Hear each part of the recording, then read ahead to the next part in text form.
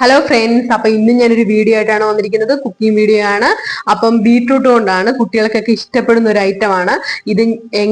നിങ്ങളൊക്കെ ഇത് കഴിച്ചിട്ടുണ്ടായിരിക്കുമോ, ഉണ്ടാക്കിയിട്ടുണ്ടോ അറിയത്തില്ല. ഇത് ഞാനായിട്ട് തന്നെ കണ്ടുപിടിച്ചൊരു സാധനം തന്നെയാണ്. കാരണം ബീട്രൂട്ട് കഴിക്കാത്ത കുട്ടികളൊക്കെ ബീട്രൂട്ട് കഴിക്കും. അപ്പൊ നിങ്ങൾ ഇത് ഉറപ്പായിട്ടും നോക്കണം. അപ്പൊ നമുക്ക് വീഡിയോയിലേക്ക് പോകാം. ഞാനിവിടെ ആട്ടയാണ് എടുത്തിരിക്കുന്നത്. മൈദ വേണമെങ്കിലും എടുക്കാം. ഇപ്പൊ ഞാൻ ആട്ട എടുത്തിരിക്കുന്നത്. പിന്നെ 2 ഏലക്ക ഉണ്ട്. ഈ ബീട്രൂട്ട് നന്നായിട്ട് കട്ട് ചെയ്തിട്ട് മിക്സിയുടെ ഇതിലിട്ട് നല്ല അരച്ചെടുത്തിട്ട് അതിന്റെ നീര് നമുക്ക് ഇതിലോട്ട് മിക്സ് ചെയ്യാൻ വേണം. പിന്നെ 1 സ്പൂൺ കോൺഫ്ലവർ. ഇത് ലാസ്റ്റ് പാല് മിക്സ് ചെയ്യാൻ വേണ്ടിയിട്ട്. അപ്പൊ നമുക്ക് ബീട്രൂട്ട് അരച്ചെടുത്തിട്ട് വരാം. ഓക്കെ, ഞാൻ ജ്യൂസ് ആക്കിയിട്ടുണ്ട്. ഞാൻ കുറച്ച് ജ്യൂസ് കൂടെ മാറ്റി വെച്ചിട്ടുണ്ട്. ഇനി തികഞ്ഞില്ലെങ്കിൽ എടുക്കാം. ഇനി ഇതിലേക്ക് നമുക്ക് ഒരു 2 സ്പൂൺ പഞ്ചസാര ഇട്ട് കൊടുക്കണം. പിന്നെ കുറച്ചുരുപ്പ്.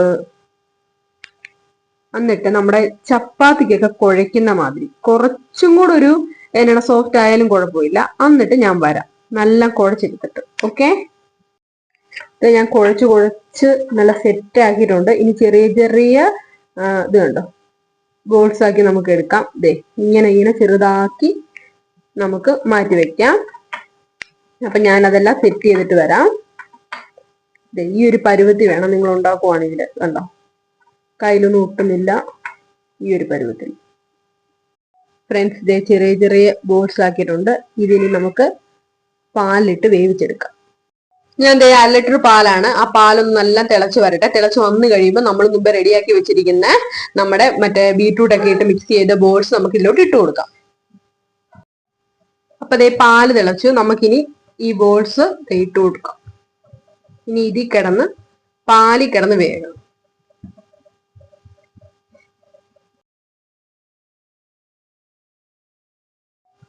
അപ്പൊ നമുക്ക് ഏലക്ക ഇട്ട് കൊടുക്കാം.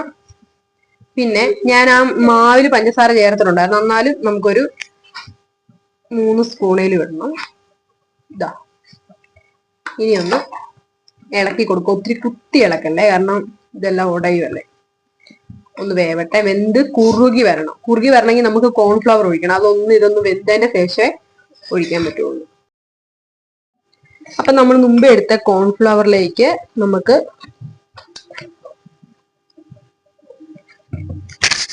1 സ്പൂൺ ഹോർലിക്സ് ഇട്ട് കൊടുക്കാം. എന്നിട്ട് ഇതൊന്ന് മിക്സ് ചെയ്യാം. ഹോർലിക്സ് ഒരു ടേസ്റ്റിന് ഇടുന്നേ ഉള്ളൂ കേട്ടോ. നിങ്ങളുടെ ഇല്ലെങ്കിൽ ഇട്ടില്ലേലും കുഴപ്പമില്ല.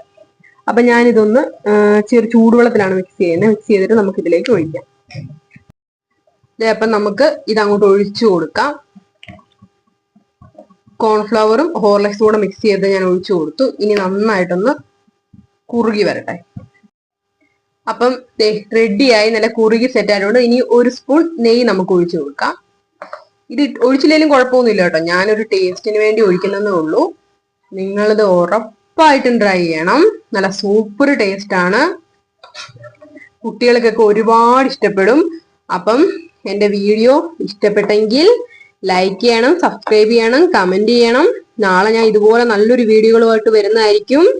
അപ്പം ഇത് ഉറപ്പായിട്ടും ട്രൈ ചെയ്യണം കേട്ടോ. അത് കണ്ടോ, നല്ല സൂപ്പർ ടേസ്റ്റ് ആണ് ഫ്രണ്ട്സ്. Okay, by.